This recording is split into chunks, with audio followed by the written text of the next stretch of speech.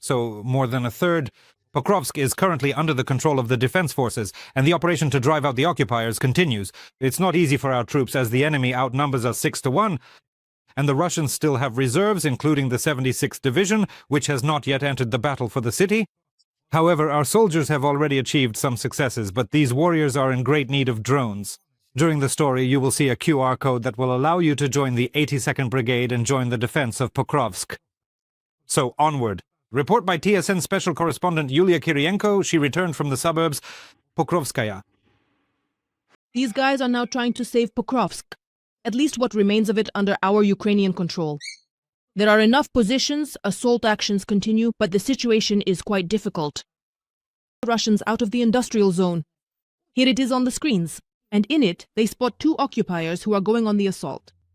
The battalion commander grabs the radio and personally gets in touch to calm the soldiers down.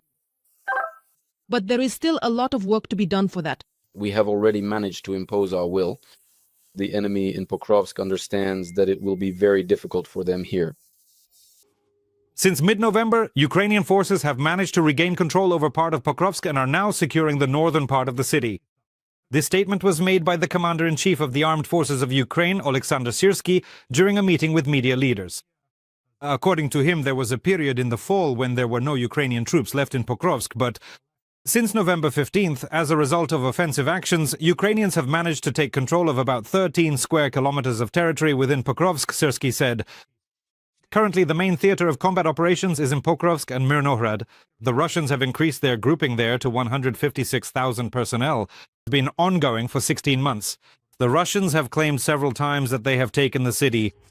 Despite the triumphant statements about capturing the city, thanks to the armed forces of Ukraine, the enemy cannot advance in this area. The defenders of Ukraine are managing to hold back the occupiers.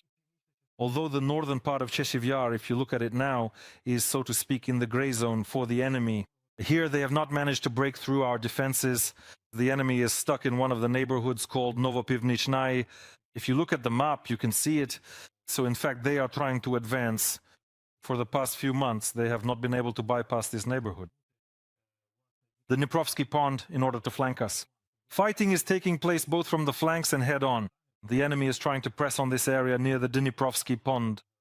They are also trying to put pressure on 2 neighborhoods, the Shevchenko neighborhood and workshop number 2. However, they have not made any advances here either. The enemy is also trying to move in parallel from the occupied Ivanivsky towards Stupochki along the T0504 highway. They are deploying units. Storm Z, as well as paratroopers from the 82nd and the Rifle Brigade, are also being deployed. But judging by the intensity and their movements, we can say that our guys are holding the line here. They've basically gotten stuck, and now the enemy is looking for opportunities, for gaps where they can focus their efforts. We do have some minor issues. In the north, at the junction of 2 brigades, on the enemy's side near Maiske, there has been some movement. Their intention is clearly aimed at Drushkivka. We also observe the evolving situation in the immediate vicinity of Konstantinivka itself, carefully monitoring all developments. It has worsened, however, according to the military and the general staff. It remains under control. If you look at the map, you can see that the enemy managed to advance from Oleksandr Shultain to the southern outskirts of Konstantinivka with the forces of the 78th Akhmat Regiment and the 1194th Regiment. These are the 2 regiments that have focused their efforts on the southern outskirts of Konstantinivka. We can't say that there is a large number of enemy forces on the southern outskirts. However, we are talking about the fact that they managed to advance in small groups. At the moment, this number fluctuates because they are constantly being killed, but up to 20 men managed to infiltrate the city and gain a foothold. They try to hide, avoid engaging in local battles with our units so as not to reveal themselves.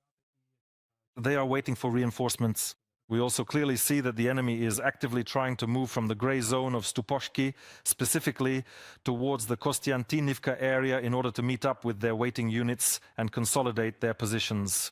As for Ivanopilia, which is strategically important and located to the south-southwest, we see that our defense here is exceptionally robust and well prepared. The enemy is trying to advance towards Ivanopilia. However, they are unsuccessful. Movement here is difficult, and they are shifting to the right because they cannot break through our defensive strong point. It is clear that their plan is to go through Ivanopilia to reach the N32 highway and enter the southwestern part of the city in order to create the conditions for a flanking encirclement. You can see how the pilots of the 24th Mechanized Brigade operate in Chasiv Yar in the following footage. A rotation at the position has taken place. We unloaded, they got in and left. One group of pilots replaces another, quickly tossing out their gear and disappearing into the darkness. The crew is at their position in the Chasiv Yar area. Right now we're preparing the drone, specifically this one. We're getting it ready for takeoff. The guess is for shells, for enclosed buildings. The enemy under the Storm Z units is pressing in the northern and central parts of Chasiv Yar, but they can't advance. They're trying to use equipment, but it's burning too. Oh yes, that's the house. You can go straight in there through the door if you have to. The enemy is advancing in small infantry groups. One by one, or in pairs, they hide in ruined houses and wait for reinforcements, then move in to storm toward our positions. That was a direct hit, really good. The explosion was right inside. That was a Fogas 2 kilograms. It should hit hard, that's good.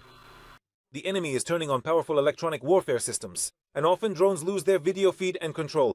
Our pilots also hunt for such equipment. We set out, took off for a patrol mission.